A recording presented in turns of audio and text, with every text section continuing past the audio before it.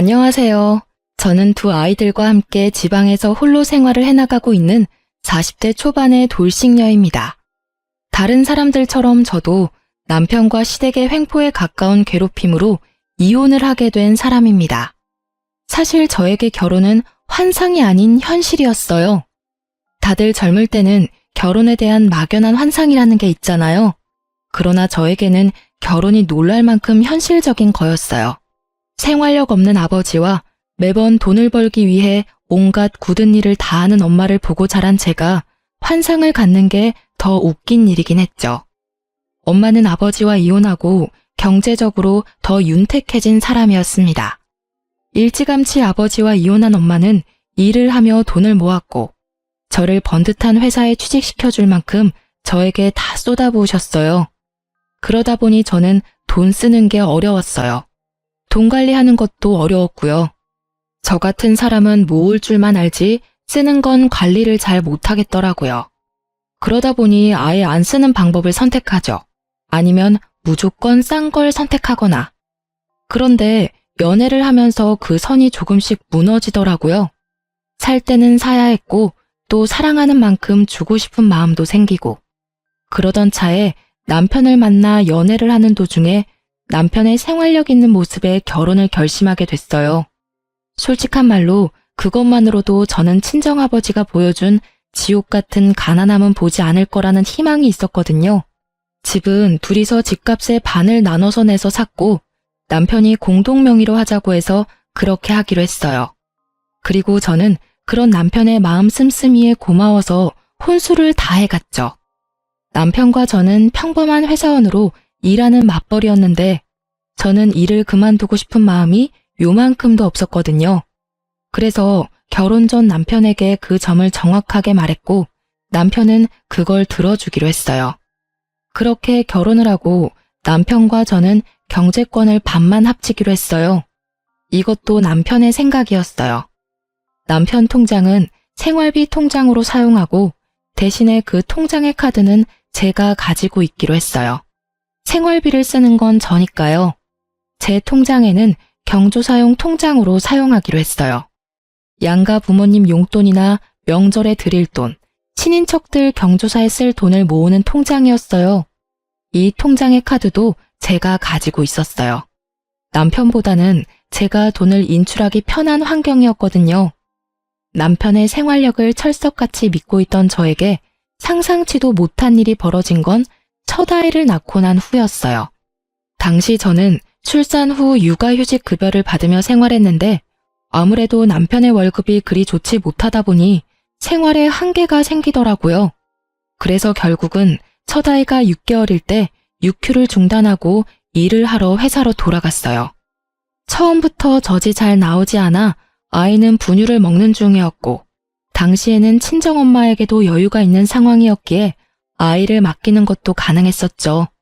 그렇게 4개월 정도 일을 다니고 있었는데 남편이 매번 생활비를 아끼라며 돈이 없다고 저에게 잔소리를 하더라고요. 저희는 각자 70만 원씩 생활비 통장에 넣고 있었거든요. 그리고 경조사용 통장에는 매달 각자 60씩 넣고 있었고요. 생활비 통장에 140이면 그다지 모자랄 일이 없는데 매번 모자라다고 하니 이상하더라고요. 처음에는 애가 생겨서 돈이 많이 나가는 거라고 생각하고 아무렇지 않게 여겼는데 매달 그 말을 들으니 너무 이상하더라고요. 제가 돈 쓰는 규모에 변함이 없는데 돈이 모자라니 말이죠. 저는 그렇게 꼼꼼하게 기록하거나 확인하는 스타일은 아니에요. 솔직히 저는 최소한 쓸 만큼만 통장에 넣어놓고 쓰는 타입이고 카드는 잔액 확인이 편하니 월말에만 확인을 했거든요.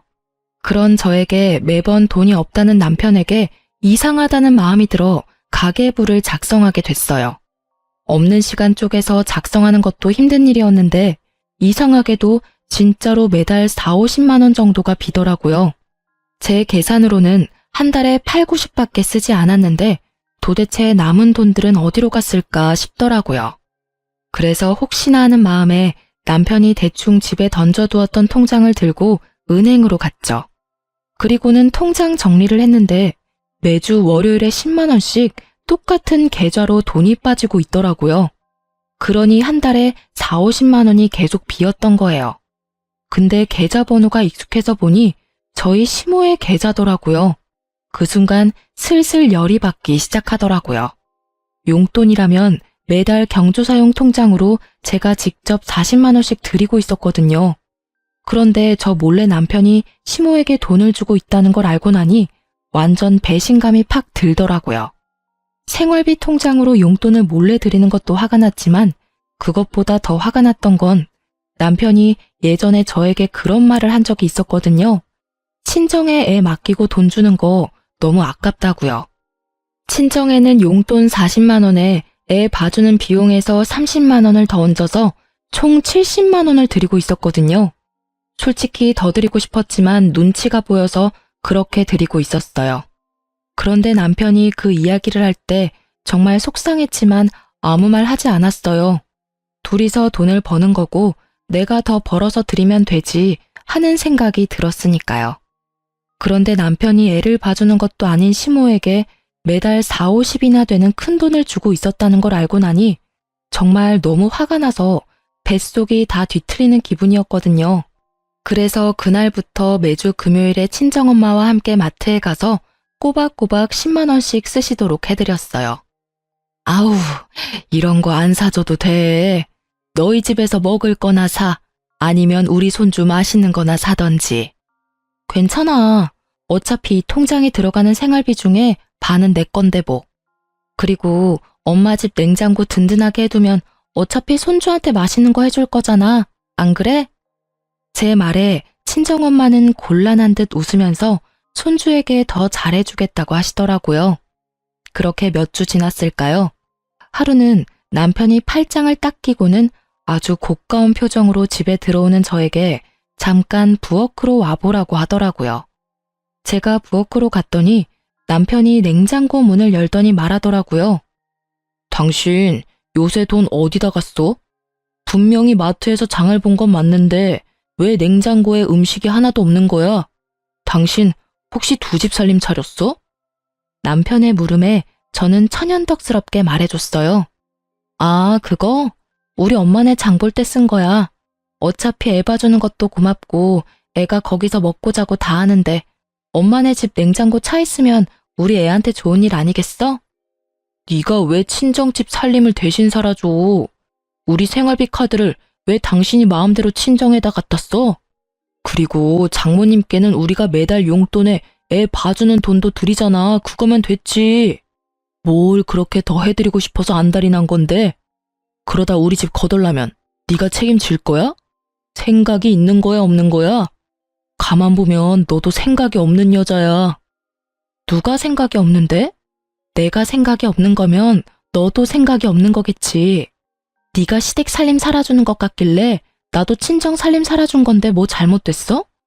꼬박꼬박 월요일마다 10만 원씩 보내고 있는 거 내가 모를 줄 알았냐? 너는 생각이 있는 거야, 없는 거야? 나 몰래 그렇게 시작한 너야말로 생각이 없는 남자겠지. 저는 그렇게 말하며 남편 앞에 남편 통장을 툭 던졌죠. 그걸 보더니 남편이 당황한 듯 그걸 후다닥 가져가더라고요. 아니, 왜 남의 통장을 마음대로 보는 건데?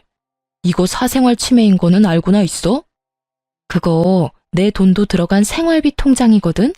아니, 그리고 지금 이 상황에 사생활 침해는 무슨 말이야? 여기서는 어머님한테 왜 돈을 보냈는지부터 말해야 되는 거 아니야? 나야 당연히 어머님이 필요한 게 있다고 해서 드린 거지. 나도 마찬가지야. 우리 엄마가 필요한 걸 사드린 것뿐이라고. 그런데 네가 잘못한 게 뭔지 알아? 생활비 통장에 돈 마음대로 써놓고는 나더러 돈 아끼라고 잔소리했다는 거야. 그리고 너 우리 엄마한테 주는 돈도 아깝다고 했었지? 애도 안 봐주는 어머님께 뭐가 필요했었는지는 모르겠는데 준 건 상관없어. 이미 줬으니까. 근데 너는 네 엄마한테 주는 건 괜찮고 나는 우리 엄마한테 주면 안 된다는 고약한 심보는 도대체 어디에서 나온 거야? 아니, 생각을 해보라고. 당신 친정에 이미 돈을 70만 원이나 드리고 있잖아. 그 돈이면 충분하지. 그 이상으로 또 뭘 사드릴 게 있다는 거냐고. 그래? 그럼 자, 네가 한번 봐. 우리 엄마가 마트에서 뭘 샀나? 저는 친정엄마와 함께 마트에 가서 산 영수증 내역을 보여줬어요. 각종 식재료와 영유아를 위한 간식, 그리고 아이를 키우는데 필요한 잡화들이었어요. 특히 식재료는 다짐 육이나 새우살가리, 이유식을 시작하는 우리 아이를 위한 물건들 뿐이었어요. 뭘 샀는지 이제 눈에 보여? 우리 엄마는 그 돈도 아깝다고 손주한테 해줄 것들만 다 골라서 샀어. 근데 네가 어머니께 드린 돈으로 어머니는 뭘 샀을까? 모르긴 몰라도 우리 집이나 아이에게 도움되는 건 아니었나 보네. 우리 엄마는 애를 봐주니 돈을 받아가는 건데 당신 엄마는 애도 안 봐주는데 무슨 돈을 그렇게 많이 받아가? 왜? 애 보는 건 노동이 아닌 것 같아? 처갓집에 돈 주는 건 뭐든 다 아까워? 아니, 엄마가 요새 힘들어서 돈 좀 붙여달라고 해서 드린 거야. 그거 하나가 이렇게 너한테 잔소리 들을 일이야? 아니, 그리고 시댁에 좀 더 드릴 수도 있는 거지. 왜 이렇게 사람이 못돼 처먹었어? 너야말로 심보 고약한 거 알아? 그래, 네 엄마한테 네가 돈 주는 거 상관없어. 근데 그런 건 생활비 통장이 아니라 네 개인 돈으로 줬어야지. 최소한 네가 나한테 말을 한마디라도 했거나 네가 펑크낸 통장을 나한테 책임지라며 잔소리만 하지 않았어도 내가 이렇게 고약해지지는 않았겠지. 그리고 내가 고약한 거면 너는 적반하장인 거지. 화는 내가 내야 하는데 네가 왜 화를 내? 어이가 없어서 진짜. 결국 소리 한 번 지르지 않던 제가 소리를 꽥 지르고 나서야 남편의 변명과도 같은 자기 합리화는 사그라들었습니다. 지가 당할 재간이 없겠죠. 계속 논점을 흐리려고 했지만 결국 저를 속이고 시모에게 돈을 계속 준 건 사실이잖아요. 결국 그 뒤로 생활비 통장에서는 돈이 따로 나가지는 않더라고요. 저는 남편이 개인적으로 시모에게 돈을 좀 더 드리고 있나 보다 싶었는데 그건 또 아니었더라고요. 다음 주 월요일에 저한테 시모가 전화가 왔거든요. 예, 너 용돈을 이렇게 갑자기 줄이면 어떡하니? 네? 제가요? 저는 매달 꼬박꼬박 40만 원씩 드리고 있는데요. 아니, 그거 말고 매주 10만 원씩 주던 거 그거 왜 안 주는 거야? 네가 아들한테 뭐라고 한 거 맞지? 어머님, 그건 줄인 게 아니라 원래대로 돌아간 거예요. 뭘 원래대로 돌아간 거야? 아니, 너 친정에는 70만 원씩 준다더니 왜 나한테는 그것만 줘? 너 나 차별하니? 시자 달린 건 다 꼴도 배기 싫고 그래? 어머님, 친정어머니는 애를 봐주고 계셔서 드리고 있는 거고요. 만약 어머님이 애 봐주실 마음이 있으시면 그 돈 더 드릴게요. 야, 이 막대 먹은 년아. 어디서 사람을 엿먹이려고. 애를 보는 건 너희 엄마가 한가하니까 보는 게 당연한 거지. 나처럼 바쁜 사람이 애를 어떻게 봐? 그리고 늙은 시모한테 맡겨서 너는 마음이 좋냐? 잠시만요. 남편 바꿔드릴 테니 남편하고 이야기하세요. 저한테 말씀하셔도 제가 해드릴 수 있는 건 없거든요. 저는 험해지는 시모 말에 질려서 남편에게 전화기를 넘겼어요. 그래, 아들아. 아니, 매주 주던 돈을 끊으면 나는 생활을 어떻게 하니, 응? 여기저기 쓸 때도 많고 갈 때도 많은데 이렇게 갑자기 끊는 법이 어딨어? 어머니, 죄송해요. 저희가 많이 쪼들려서 드릴 돈이 많이 없어요. 이해하시고. 야, 너까지 이럴 거야? 내가 널 어떻게 키웠는데 네가 나한테 이런 대접을 해? 내가 분명히 너희 처갓집에 들어가는 것보다 더 달라고 말했잖아. 욕심 좀 그만 부리세요, 어머니. 돈이 없는데 그럼 빚내서라도 드려요? 아들 빚쟁이 만들고 싶으신 거냐고요. 사정이 그렇게 됐으니까 어머니가 이해하고 좀 넘어가시라고요. 결국 남편의 큰 소리에 시모가 깜짝 놀랐는지 더 이상 돈을 내달라고는 하지 않더라고요. 그리고 그 이후로 생활비 통장은 매달 영수증으로 지출을 확인하게 됐죠. 이때의 일로 모든 게 다 잘 된 거라고 생각했는데 시모와 남편의 대환장 파티는 이때가 시작이었더라고요. 그 후로 거의 1년이 다 지났을 무렵인데 친정엄마가 손가락 골절로 입원하게 됐었죠.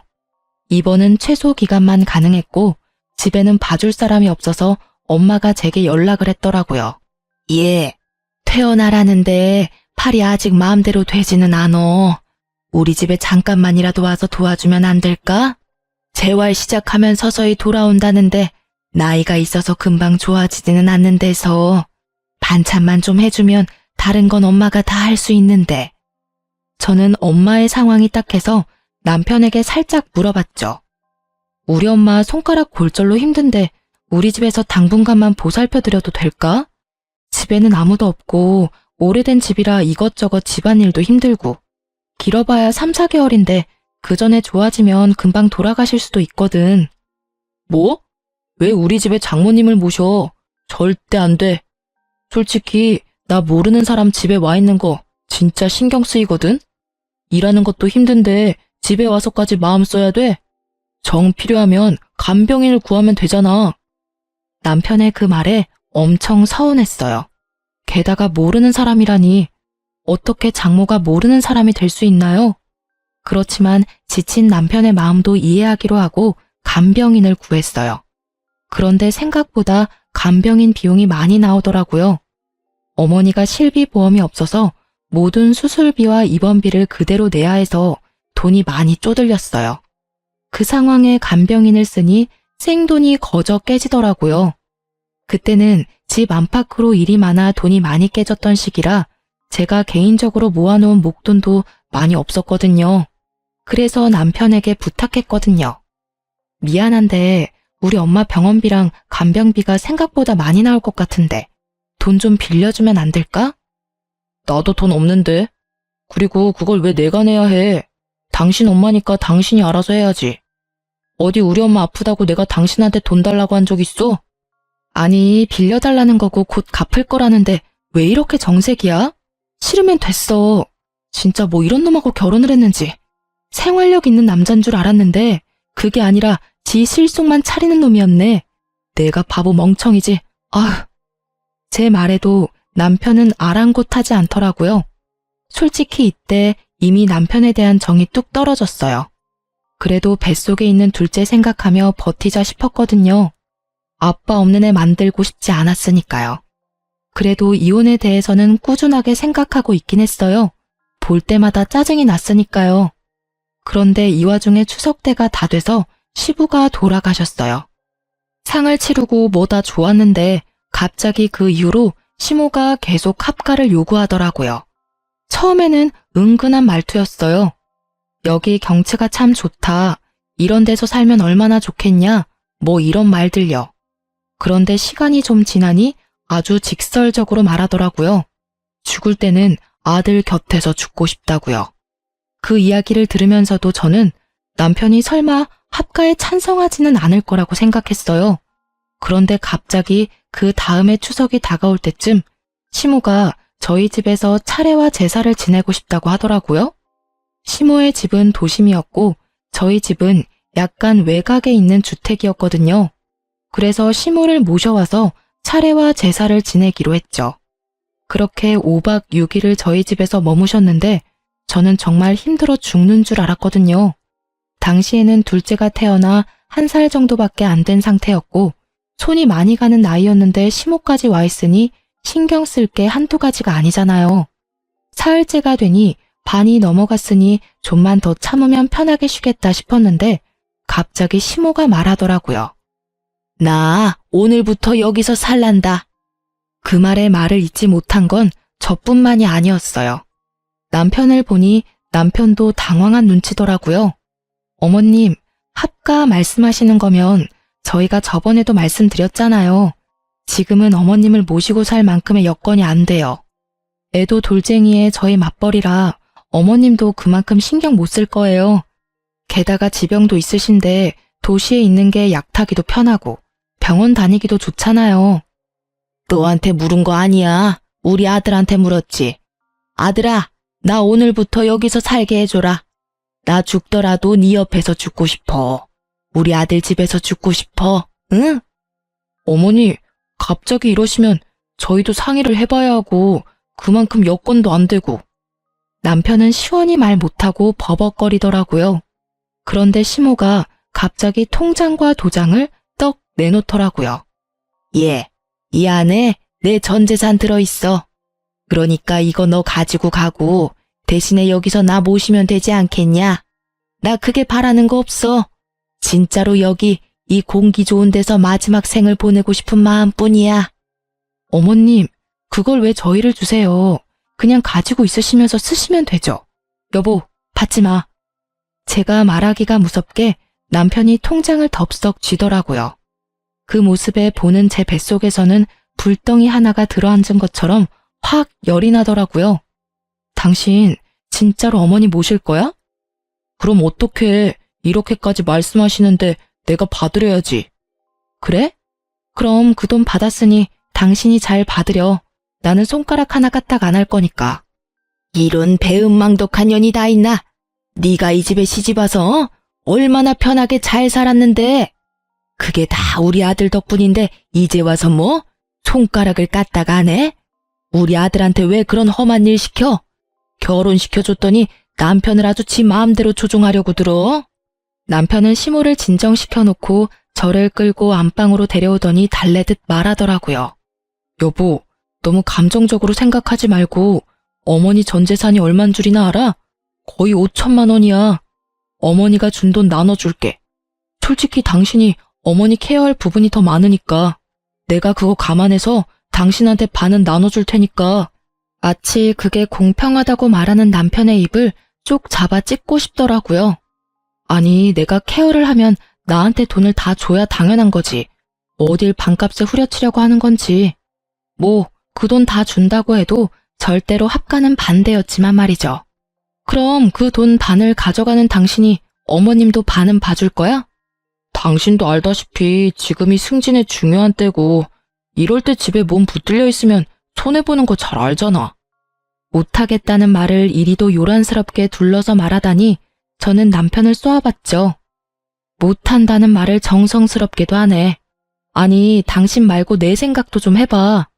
나 일 안 하면 생활비 빠듯한 거 한눈에 봐도 훤하고 애를 둘이나 그것도 둘째는 돌 막 지난 상태잖아.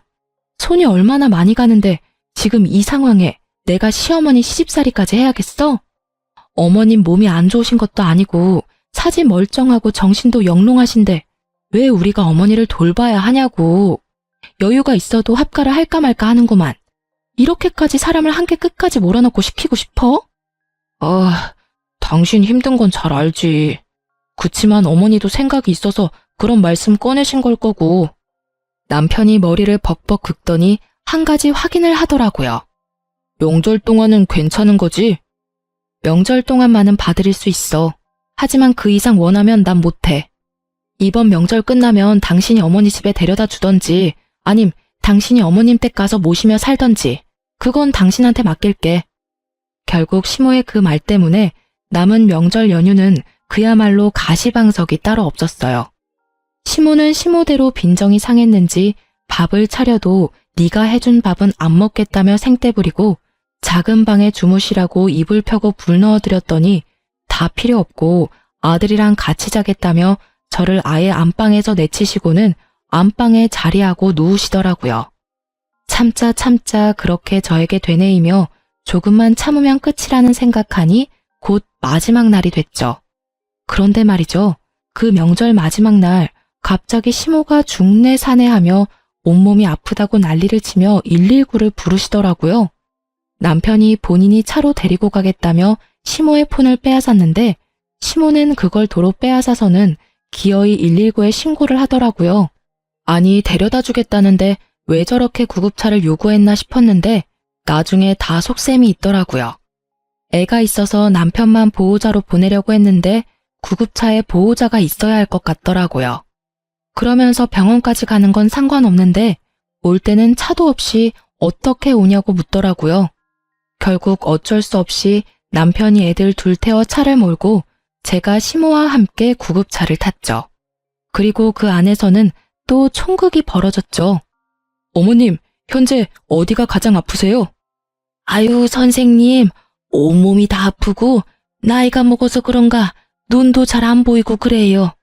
제가 다니는 대학병원이 있는데 꼭 그쪽으로 가주세요.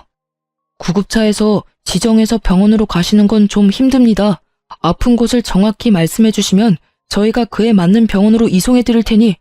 아유, 그러지 말고 제가 가는 병원으로 좀 가주세요. 거기가 어디냐면. 어머님, 바쁘신 분들 힘들게 하지 마시고 아픈 곳이 어딘지 말씀해 주세요. 넌 가만히 있어, 이 못된 년아.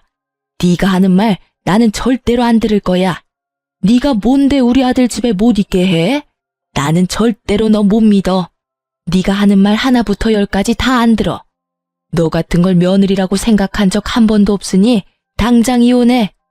결국 시모는 가는 내내 저를 욕할 뿐 끝까지 아픈 곳이 어딘지 말해주지 않았습니다.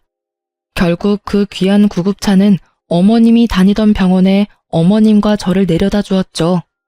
뒤이어온 남편은 뒷좌석에 잠자는 아이들과 함께 있었고 저는 보호자로 시모의 검사에 동행했어요. 그런데 결국 마지막에 모든 검사가 끝나고 의사 선생님이 어이없다는 듯이 말하더라고요. 어머님 연세 이 정도면 굉장히 정정하신 겁니다. 전식 때문에 배가 안 좋긴 하지만 그 정도로 심각한 상태도 아니고요. 검사상으로는 나쁜 곳이 한 군데도 없는데요. 아이고 선생님, 제가 한두 군데만 아픈 게 아니에요. 숨을 못 쉰다니까요. 조금만 걸어도 숨이 쌕쌕거리고 이 정도면 요양을 해야 할 정도 아닌가요? 아니면 입원이라도. 아니요, 지금 너무 정정하세요. 요양원도 등급이 안 돼서 못 들어가실 것 같은데 천식 말고는 다른 지병도 크게 없으시고 일단 통증약은 처방해 드릴 테니 집에 돌아가세요. 입원하실 필요 없어요. 결국 나가지 않고 입원과 요양을 요한다는 이야기를 듣고 싶었던 시모는 뒤에서 기다리는 환자들 때문에 간호사와 저에게 끌려 나올 수밖에 없었죠. 정말 어찌나 부끄럽던지 결국은 너무 화가 나고 어이가 없어진 저는 수납을 위해 시모를 대기석에 앉혀두고 남편에게 돌아왔어요. 어떻게 됐어? 어머니 어디가 많이 안 좋아? 의사 선생님 말로는 너무 건강하시다는데? 당신이 봐야 했어. 의사 선생님이 나가라는데도 붙들고는 자기 아프니 입원이나 요양이 필요하다며 자기 입으로 막 말하시는데 진짜 어머님 쇼하는 거 너무 하시는 거 아니야? 어떻게 아프지도 않으면서 병원까지 와서 이러실 수가 있어. 구급차 안에서도 나한테 막말을 하시는데 아 진짜 너무 힘들다 힘들어. 야, 너는 무슨 말을 그딴 식으로밖에 못해. 솔직한 말로 며느리가 시어머니 모시는 게 그렇게 어려운 일이야? 남들은 다들 나서서 잘만 한다는데 너만 왜 유별나게 굴어?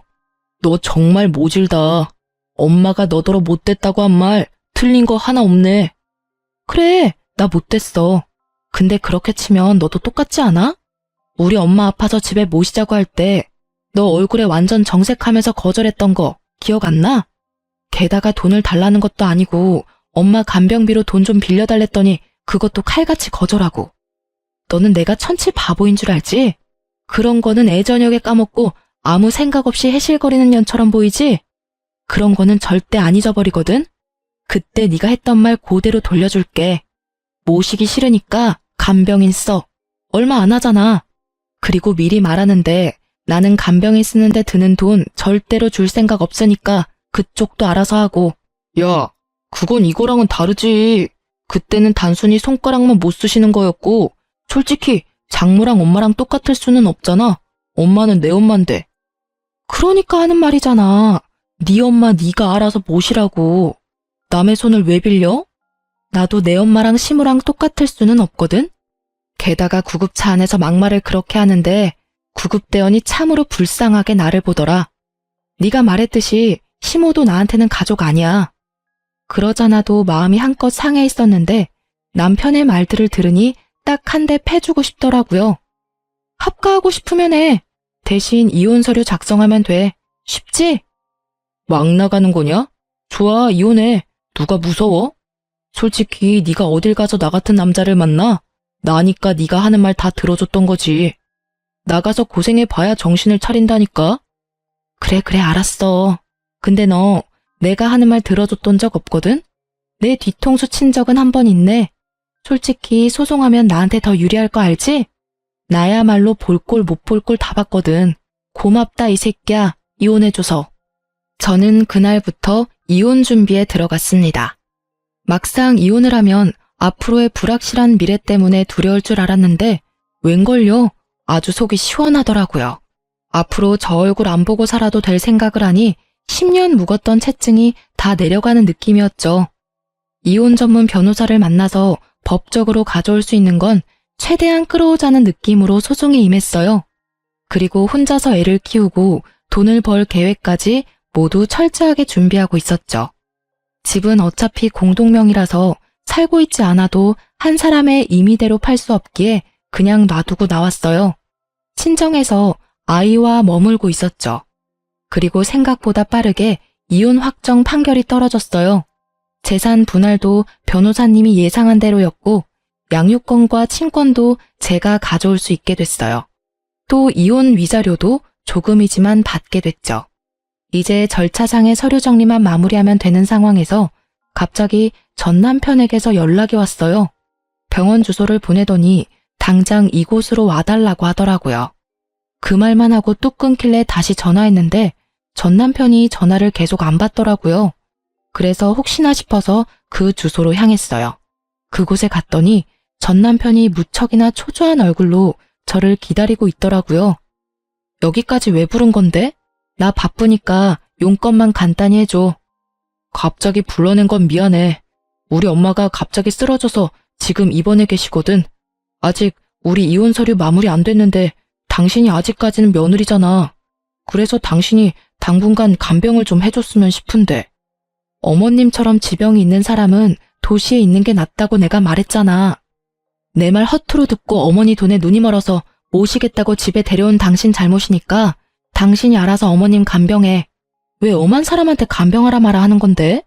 그리고 엄밀히 따지면 이혼 소송이라 판결 확정되면 이혼 효력 발생하는 거거든? 우리 완전 남남이니 나한테 이런 짓 시키지 마. 아주 쓸데없는 잔머리만 돌아가가지고는 사람을 요리조리 써먹으려고 환장을 했네.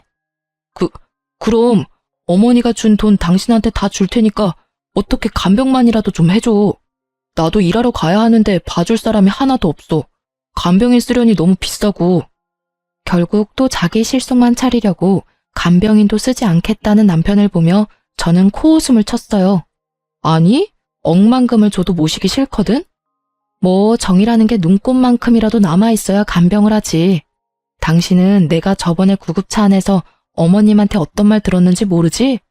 나 못 믿으니 나더러 당신이랑 헤어지라고 하더라. 아주 악에 받쳐가지고는. 너를 며느리로 생각한 적 단 한 번도 없다는데 며느리로 생각하지도 않는 내가 간병해주길 바라시지는 않을 거 아냐? 그러니 당신이 알아서 하는 게 맞지. 제발, 그러면 예정을 봐서라도 애들 아빠인 나를 봐서라도 좀 모셔줘, 응? 돈 아끼지 말고 어머님 돈 팍팍 써. 이러라고 물려주신 돈일 거 아니야? 그리고 우리 재산 분할해서 집도 나눠야 되니까 빠른 시일 내에 생각해서 알려줘. 집을 팔고 반으로 나눌 건지, 집 가격의 절반을 나한테 주고 그 집을 가지고 갈 건지. 아, 그리고 양육비는 제대로 보내줘. 안 보내주면 또 소송할 거야? 저는 그렇게 말하고 남편을 놔두고 떠났죠. 이미 남남인데 어쩜 이렇게 뻔뻔하게 지 원하는 것만 부탁하는 모습을 보니 다시금 이혼 잘했다는 생각이 들더라고요. 나중에 지인을 통해 알아보니 시모가 뇌출혈이었다고 하더라고요. 결국 외곽에서 병원까지 시간이 걸렸던 바람에 편마비로 오랫동안 치료를 받아야 한다고 하더라고요. 차라리 남편이 시모와 함께 시모 집에 있었다면 더 빨리 도착해서 예후가 좋았을 텐데 말이죠. 아들 집이 뭐 그리 중요하다고 굳이 거기 있겠다고 고집을 부려선 이런 상황을 만들었는지 원. 전 남편의 연락은 그때 이후로 없었어요. 그런데 2년 정도 지났을까? 전 남편이 양육비를 안 보냈더라고요. 일단 연락을 남겼는데 도통 통화가 안 되더라고요. 그래서 전 남편 회사에 직접 전화해서 물었더니 저녁에 다른 일 하나 더 뛴다고 바쁘다고 했다는 모양이에요. 알고 보니 투잡을 뛰고 있었더라고요. 저는 이해가 안 갔죠. 아니, 시모가 통장에 넣어둔 그 돈들로 병원비는 충당이 됐을 텐데 말이에요. 의아하게 생각하던 그때 전 남편이 만나서 이야기하자며 저를 부르더라고요. 목소리가 완전 힘없이 기어가는 모양새라 거절하려다 나가기로 했어요. 그렇게 만난 남편의 얼굴은 아주 눈뜨고 볼 수 없을 만큼 푹 상해 있었습니다. 뭘 하면 이 단시간에 이렇게 늙을 수 있는지 모를 정도로요. 회사 전화했다면서? 응. 근데 도대체 투잡을 왜 하는 거야? 그만큼 돈이 없어? 연차 어느 정도 돼서 월급 늘었을 텐데. 혹시 어머님이 주신 통장에 비밀번호 몰라서 못 쓰는 거야? 아, 그 통장 진짜 말도 마. 내가 완전 어머니한테 뒤통수 제대로 맞았어. 그게 무슨 소리야? 5천만 원 있었다며. 통장에 찍혀있던 돈이 가짜였어. 나는 틀림없이 5천만 원을 받거든? 그런데 어머니 입원하고 병원비 내려고 통장에 돈 뽑으러 왔는데 500만 원을 뽑으려는데 인출이 안 되더라고. 잔액이 모자라다고. 그걸 보고 놀라서 통장 정리했더니 안에 꼴랑 200만 원 좀 넘게 들어있더라고. 아버지 돌아가시고 가지고 있던 돈 다 쓰셨어.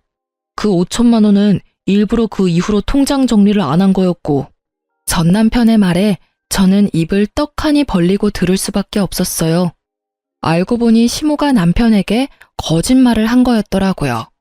합가를 하고 싶었는데 며느리는 합가에 결사반대고 아들놈도 지한테 이득이 되지 않으면 얄짤없을 거라는 걸 알고는 일부러 5천만 원의 통장 정리하고 그 뒤로 정리를 하지 않은 거였더라고요. 돈 없으면 자기 아들이 안 받아줄 걸 예상을 한 거죠. 어머님은 무슨 배짱으로 그렇게 하신 거래? 아니, 막말로 어머님이 아프면 당신이 모시지 못할 것도 아닌데. 합가하고 나면 어차피 자기를 버리지도 못할 거니 그냥 그대로 눌러 살 작정이었다고 하더라고. 머리털 나고 이렇게 사기당해본 게 처음이라. 아들 성격 잘 알고 있으셨네? 어차피 당신 그 돈 없으면 합가 안 할 생각이었잖아. 안 그래? 그 돈에 눈이 멀어서 합가했으면 진짜 당신 나한테 욕 오지게 얻어먹고 탈탈 털렸을 텐데. 그 꼴 안 봐서 다행이긴 하다, 내 입장에서는. 그랬겠지. 아, 그때 당신이 하는 말을 들었어야 했는데 그 5천만 원이 그때는 왜 그렇게 아까웠는지 몰라. 결국은 봐. 늘어나는 병원비에 양육비가 감당이 안 돼서 저녁에 대리나 뛰고 있고 편안한 집도 사라지고 따뜻한 밥도 이제는 없어. 저기, 나 정말로 반성 많이 했거든. 이런 이야기 꺼내는 것도 미안하긴 한데 나랑 재결합할 생각은 없어? 나는 당신한테 정말로 미안함을 많이 느끼고 있어. 우리 애들도 보고 싶고. 전 남편은 아주 애처로운 표정으로 제 손을 붙잡고는 아주 슬픈 얼굴을 하더라고요. 저는 제 손을 잡은 전 남편의 손을 매몰차게 뿌리쳤어요. 사람 고쳐 쓰는 거 아니라는 옛말 하나 틀린 거 없네. 나는 당신이 변했다고 다시 믿는 것 자체가 어려운 사람이야. 당신이 지금 나한테 미안해서 재결합하자는 거 아니잖아. 딱 봐도 당신 상황이 힘드니 재결합하자고 하는 게 너무 눈에 보이거든. 내가 시어머니 간병해주고 재정적으로 도움이 됐으면 하는 거 맞지? 내가 친절하게 말해줄게. 헛된 기대 그만하고 양육비나 제대로 보내. 그 말 하려고 당신 부름에 응한 거거든? 양육비 꼬박꼬박 보냈으면 당신한테 연락도 안 했을 거야. 저의 확고한 말에 전 남편의 얼굴에 가득하던 슬픔은 온데간데 없이 사라지고 완전 짜증나는 얼굴만 얼굴에 가득하더라고요. 그딴 말 할 거면 꺼져. 사람 힘들다는데 뭐? 양육비나 내놓으라고? 내가 너한테 부탁한 것부터가 잘못이지. 사람이 이 정도로 저자세로 나가면 적어도 생각하는 척이라도 해야 할 거 아니야. 그러게 왜 번지수를 잘못 짚어서 이런 불편한 상태를 만들어. 그러고 보면 당신은 참 안 변하는 것 같아. 여전히 자기 실속 잘 챙기고 있고 그것 때문에 피도 많이 받는데 여전히 모르고 있고. 결국 남편은 저를 놔두고 홀라당 가버렸어요. 커피값도 계산 안 하고요. 마지막까지 정말 재수없는 놈이었어요. 제가 어쩌다 저런 남자와 결혼을 했는지. 저 남자가 제 인생에서 도움이 된 거라고는 엄마 생각 지긋한 두 아들 뿐이네요. 전 남편과 헤어지기 전 많은 준비를 했지만 역시나 이혼 후에는 힘든 시간의 연속이었어요. 그렇지만 그 와중에도 저는 점점 담금질 당하고 더 강해졌다는 생각을 하곤 해요. 아이들은 가끔씩 아버지에 대해 궁금해하긴 했지만 자신들을 만나러 오지 않는 아버지에 대해 점점 관심을 끊게 되더라고요. 사랑의 반대말은 무관심이라고 했던가요? 아이들에게 남편은 그렇게 없는 존재가 되어가고 있어요. 솔직히 아이들의 그런 모습에 안쓰럽고 슬프기도 하지만 아버지와 아들의 관계가 제가 강제할 수는 없는 노릇이잖아요. 그 정도로 당했으면 본인이 실속을 차리느라 가장 중요한 인간관계에 소홀해지고 있다는 걸 조금이라도 깨달았을 때도 됐을 텐데. 여전한 걸 보면 정말 아직까지 철이 덜 든 건지도 모르죠. 저야 애들 생각하면 좀 안 됐다고 생각하지만 남편과 애들이 가까워지지 않는 게 마음은 더 좋아요. 아이들을 전 남편의 그런 행동에 물들이고 싶지는 않거든요.